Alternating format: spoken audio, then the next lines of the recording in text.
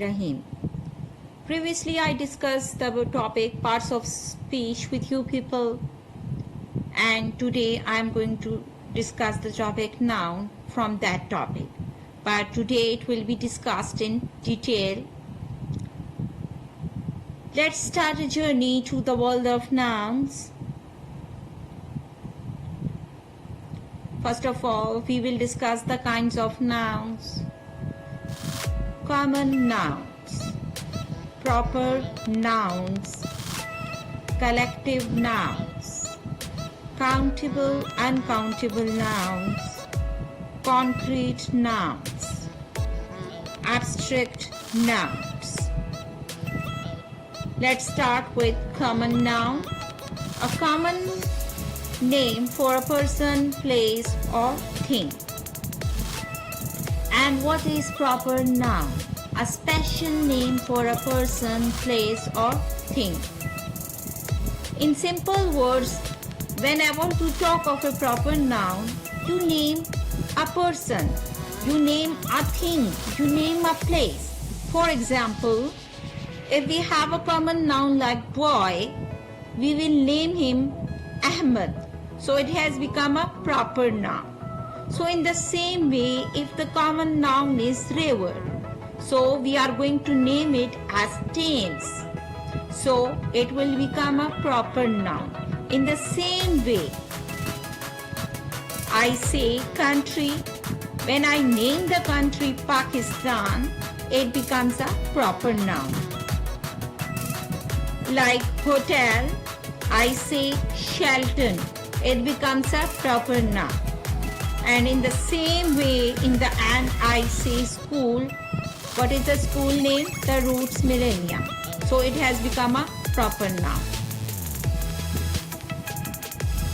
You have to remember one thing, and that is all proper nouns begin with capital letters.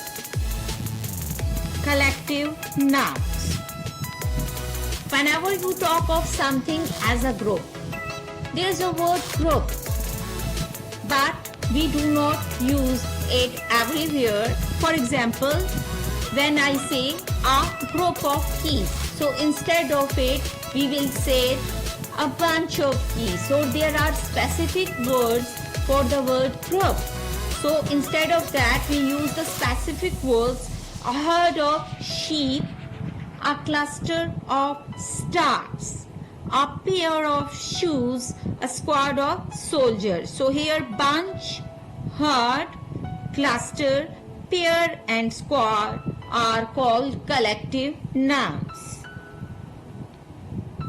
Countable, uncountable nouns. Countable nouns are those nouns which you can count, and uncountable nouns are those nouns which you are unable to count, like countable nouns pencil, book, apple.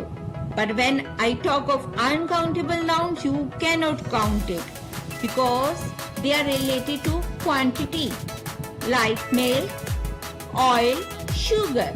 You cannot count them. Concrete nouns or material nouns. So we are going to discuss, we have divided it into three parts, that is person, place or things. When I talk of a concrete noun, you can touch that thing. It has the physical existence, like a person, a woman, a teacher, Sarah. Place, a house, a school, Pakistan. Things, a pencil, a marker, a cat. Abstract nouns represent ideas, emotions and concepts. We are going to divide it into three parts, that is quality, action and state. Quality, for example, goodness, kindness, darkness. Action, laughter, theft, movement, etc. State, childhood, boyhood, youth. The noun gender. We have divided the noun gender into four parts: masculine gender, feminine gender, common gender and neuter gender. Masculine gender is he, feminine gender she. Common gender like parent, student, friend, child and baby. We use both for male and female. Neuter gender, they are used for non-living things like book, chair, tree, pen. The noun case, it is divided into three parts: nominative case, accusative case and possessive or genitive case. Nominative case comes before the verb. In easy words we will say subject. For example, who threw a stone? Sarah threw a stone. Who threw it? Sarah. So in the accusative case, it comes after the verb in simple words. Object, what did she throw? Sarah threw a stone. What did she throw? A stone. Possessive case or genitive case, it denotes ownership, authorship, origin or a kind, like a mother's love, Sarah's school, the president's speech. We use apostrophe s.